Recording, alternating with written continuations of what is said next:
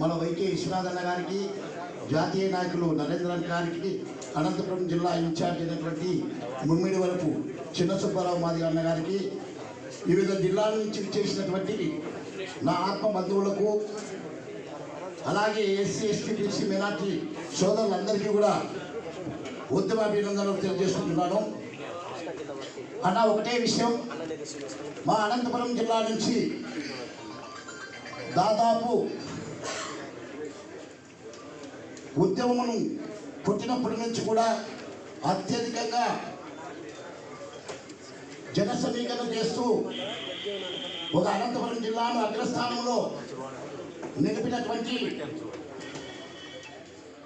మన యువకులు ఉత్సాహవంతులు అయినటువంటి అందరూ కూడా ఈరోజు అన్నగారు ఒక దళితుల పైన భారతదేశ సుప్రీంకోర్టు జడ్జి మీద దాడి చేయడం అంటే అది సభ్య సమాజం తలదించుకునే విధంగా ఉన్నది.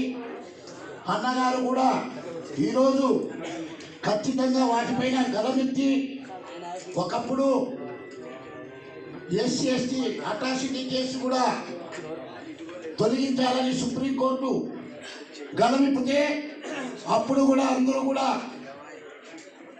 ప్రకటన చేస్తే కూడా దిగిరాని ప్రభుత్వం సుప్రీంకోర్టు అన్నగారు అందరినీ కూడా కూడగట్టుకొని ఉద్యమం చేసి గడగడలాడించి ఎస్సీ ఎస్టీ అట్రాసిటీ యాక్ట్ను నిలబెట్టిన ఘనత మందాకృష్ణ సమాధి అని కూడా తెలియజేస్తున్నాను. అలాగే ఇంకొక విషయం, తెలంగాణలో మన మాదిగ సోదరుడు మంత్రి పైన ఒక పొన్నం ప్రభాకర్ మంత్రి దూషిస్తే వాటిని కూడా అన్నగారు నోరిప్పే వరకు కూడా క్షమాపణ చెప్పలేదు.